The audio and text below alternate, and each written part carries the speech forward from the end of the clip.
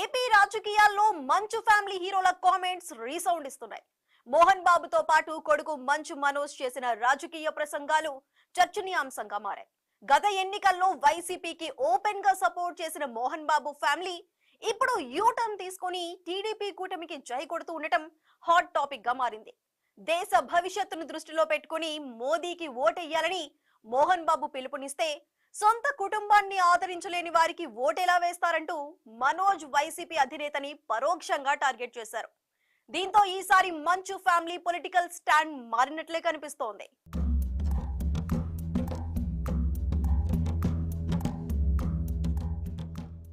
గత ఎన్నికల్లో మంచు ఫ్యామిలీ మొత్తం వైసీపీకి మద్దతు ప్రకటించింది. నేరుగా చంద్రబాబునే విమర్శించిన వెటరన్ హీరో మోహన్ బాబు జగన్తో కలిసి టీడీపీకి వ్యతిరేకంగా ప్రచారం చేశారు. అయితే జగన్ సీఎం అయిన కొద్ది రోజులకే మళ్లీ సైలెంట్ అయిపోయారు. తర్వాత ప్రధాని మోదీకి మద్దతుగా మాట్లాడటం మొదలుపెట్టారు. ఇప్పుడు ఏకంగా దేశ భవిష్యత్తు కోసం మోడీకి ఓటు వేయాలని పిలుపునిస్తున్నారు. తిరుపతిలో మంచు కుటుంబానికి చెందిన శ్రీ విద్యానికేతన్ ఇన్స్టిట్యూట్ 32వ వార్షికోత్సవంతో పాటు మోహన్ బాబు పుట్టినరోజు వేడుకలు జరిపారు. ఈ వేడుకల్లో మోహన్ బాబు, మనోజ్ చేసిన వ్యాఖ్యలు ఇప్పుడు ఏపీ రాజకీయాలను షేక్ చేస్తున్నాయి. మంచు ఫ్యామిలీకి అంతో ఇంతో పొలిటికల్ బ్యాక్గ్రౌండ్ ఉంది. మోహన్ బాబు 1995లో టీడీపీ నుంచి రాజ్యసభకు ప్రాతినిధ్యం వహించారు. తర్వాత ఎన్నికలు వచ్చిన ప్రతిసారి స్టాండ్ మారుస్తూ వచ్చారు. తాజాగా మోహన్ బాబు చేసిన హాట్ కామెంట్స్ మరోసారి చర్చనీయాంశంగా మారాయి.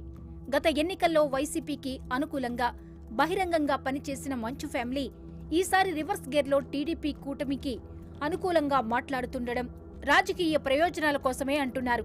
మోహన్ బాబుతో పాటు మంచు మనోజ్ చేసిన వ్యాఖ్యలు పొలిటికల్ సెన్సేషన్ సృష్టిస్తున్నాయి. మంచు మోహన్ బాబు అయితే మోడీని తెగ పొగుడుతూ ఈసారి మోడీ పార్టీకి పట్టం కట్టండంటూ బహిరంగంగా విద్యార్థులను ఉద్దేశించి మాట్లాడారు. ఇక మంచు మనోజ్ అయితే ఫ్యామిలీకి న్యాయం చేయలేనోడు సమాజానికి ఏం న్యాయం చేస్తాడంటూ పరోక్షంగా జగన్ను టార్గెట్ చేశారు. గత ఎన్నికల సమయంలో జగన్ని ఆకాశానికి ఎత్తేసిన మంచు ఫ్యామిలీ ఇప్పుడు యూటర్న్ తీసుకోవడం వెనుక చాలా లెక్కలే కనిపిస్తున్నాయి. మోహన్ బాబుకి రాజ్యసభ ఎంపీ హోదా కల్పించింది చంద్రబాబే. 6 ఏళ్లు ఎంపీగా కొనసాగిన మోహన్ బాబు తనకు చంద్రబాబు నాయుడు అత్యంత ఆప్తమిత్రుడని చెప్పుకునేవారు. దానికి తగ్గట్టే చంద్రబాబు, ఎన్టీఆర్ కుటుంబాలు కూడా ఆయనకు అంతే ప్రాధాన్యత ఇచ్చేవారు. అయితే తనకు అనుకూలంగా లేకపోతే తన మన లేకుండా ఎవరి మీదైనా విమర్శలు గుప్పిస్తుంటారు ఆ హీరో. 2014 ఎన్నికల్లో తెలుగుదేశం పార్టీ అధికారంలోకి వచ్చిన తర్వాత మోహన్ బాబు తన కాలేజీ సమీపంలో ఉన్న ప్రభుత్వ భూమిని తీసుకుని అక్కడ 1.5 ఎకరాల్లో షిరిడి సాయిబాబా దేవాలయాన్ని సైతం నిర్మించారు. తర్వాత పరిణామాల క్రమంలో గత ఎన్నికల సమయంలో ఫీజు రియంబర్స్మెంట్ రాలేదంటూ తెలుగుదేశం పార్టీ చంద్రగిరి అభ్యర్థి నామినేషన్ వేసిన రోజే రోడ్డుపై బైఠాయించి మరీ నామినేషన్లకు వచ్చే టీడీపీ కార్యకర్తలు తిరుపతి వరకు రాకుండా చేయడంలో విజయవంతంగా తన పాత్ర నిర్వహించారు. తన విద్యా సంస్థల్లో చదువుతున్న విద్యార్థులకు ఓటు హక్కు నమోదు చేయించి వారితో తానే దగ్గరుండి వైసీపీకి ఓట్లు వేయించారు. వైసీపీకి అనుకూలంగా విస్తృతంగా ప్రచారం కూడా నిర్వహించారు. దివంగత వైఎస్ బంధువులతో వియ్యమందుకున్న మోహన్ బాబు వారికి అంత విధేయత చూపించడానికి టీటీడీ చైర్మన్ పదవే కారణమన్న ప్రచారం జరిగింది. అయితే జగన్ ఆయనకు టీటీడీ చైర్మన్ కాదు కదా, కనీసం ఏ నామినేటెడ్ పదవి కూడా ఇవ్వలేదు. అంతేకాదు మంచు ఫ్యామిలీని పట్టించుకోవడమే మానేసింది వైసీపీ. దాంతో మంచు పెద్ద ఆయనకు మండిందంటున్నారు. అదీకాక ఫీజు రియంబర్స్మెంట్ విషయంలో వైసీపీ సర్కార్ అవలంబిస్తున్న విధానం ప్రైవేట్ విద్యా సంస్థల ఉనికిని దెబ్బతీసేలా ఉండడం మోహన్ బాబు ఆగ్రహానికి కారణమైందట.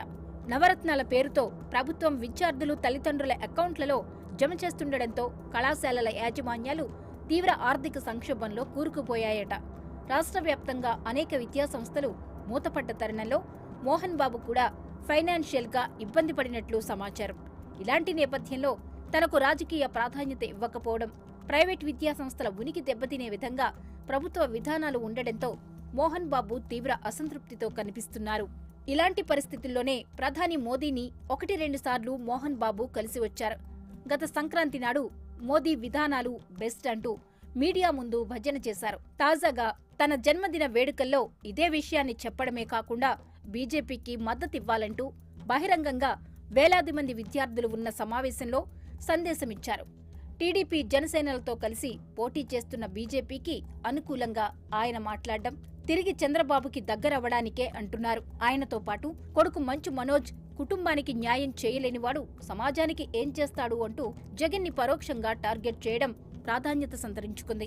విడదీసుకుంటూ వెళ్తున్నాడా, కలుపుకుంటూ వస్తున్నాడా, ఫ్రాడ్ పనులు చేస్తున్నాడా, ఏదైనా దారుణమైన పనులు చేస్తున్నారా, మీ లోకల్లో మీ అందరికీ తెలుస్తుంది.